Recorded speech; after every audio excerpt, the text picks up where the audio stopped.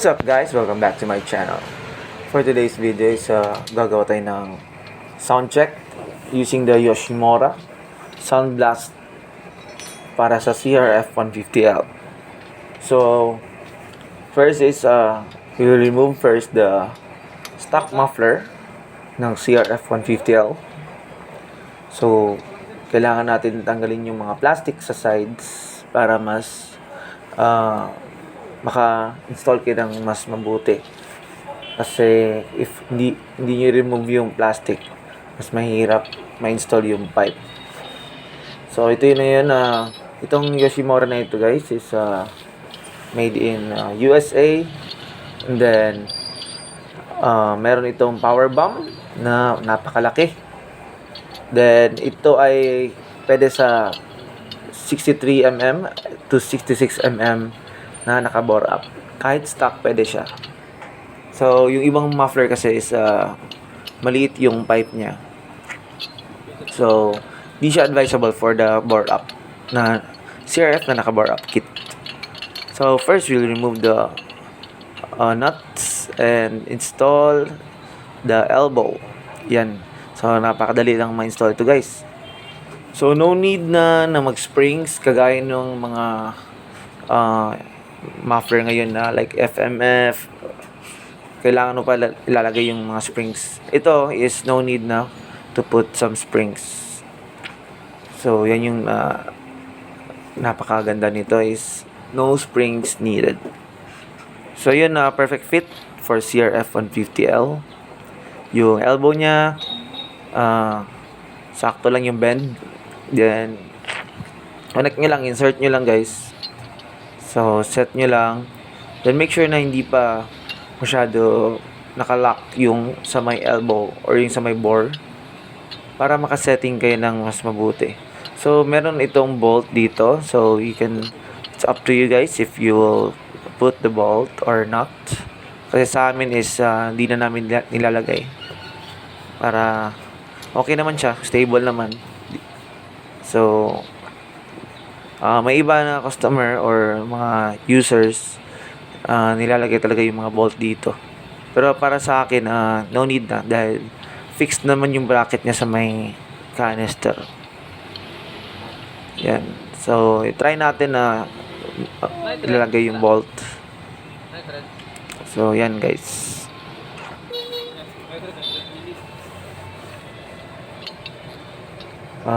Yun, set lang natin. So hindi na lang siguro ilalagay yung bolt kasi okay naman siya, fixed naman yung positioning niya dito. So maya guys, on na natin to, check natin yung sound check. Then yan, so test natin, okay naman yung fit niya. Pero I think hindi na namin ilalagay yung bolt para mas makasetting mabuti. So yun guys, napakalaki na power bomb. So perfect fit, hindi siya tumatama sa clutch na clutch housing and sa frame and sa mono hindi tumatama. So let's turn the engine on, then we will test it. Yan. So let's hear the sound first.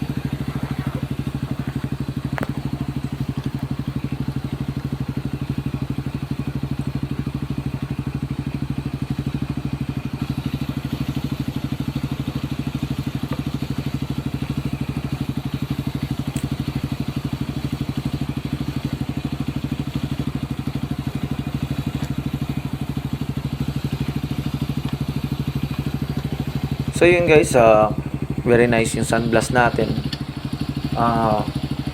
Very clean. Then yung elbow is sunblasted din. Very nice yung pagka sunblast.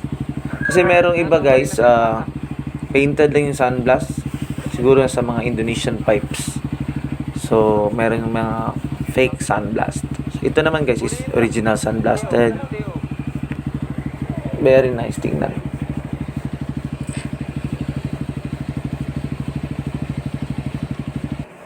So yun guys, napaka-drop ang tunog niya. So napakalaki yung butas. Check nyo yung butas guys. Yan, very nice pagagawa.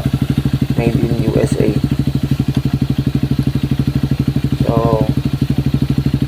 ay import pa talaga. Nadala dito sa Philippines.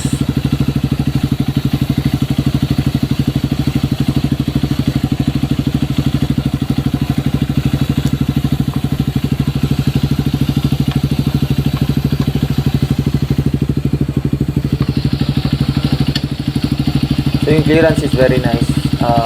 Konti lang yung clearance niya. Tama-tama talaga. Hindi siya dinidikit sa plastic. Once didikit yun guys, matutunaw yung plastic niya guys.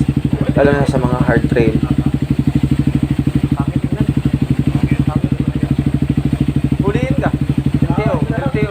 So yun guys, very nice yung hard sunblast natin. Perfect fit. So super perfect talaga guys.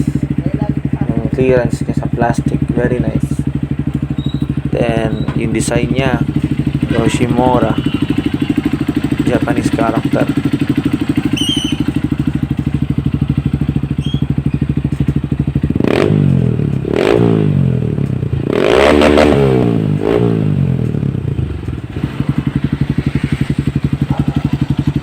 So sa mga gustong bumili, available tayo. So madami tayong stocks galing sa abroad. So custom paid dito guys. Napakaganda na tunog. Then may free silencer tayo guys. So sa mga gustong bumili, just comment down below or add me on Facebook.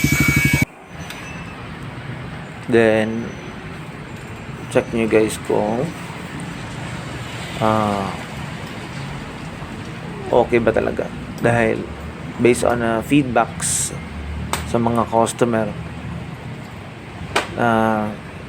sobrang saya nila dahil sa tunog and sa setting ng muffler. Very nice yung setting nya. So sa tunog naman guys is very nice din yung tunog. Buo siya at hindi siya yung masakit sa tenga. Then sa ano naman, sa butas is nakaka-add power siya dahil mas mabilis siyang makalabas sa atmosphere yung exhaust gas. So yun guys, may libre tayo na decals. It's a 3D decals, so you can put it on the muffler or you can put it sa body nyo if you want. So ito yung package natin. So may free silencer tayo,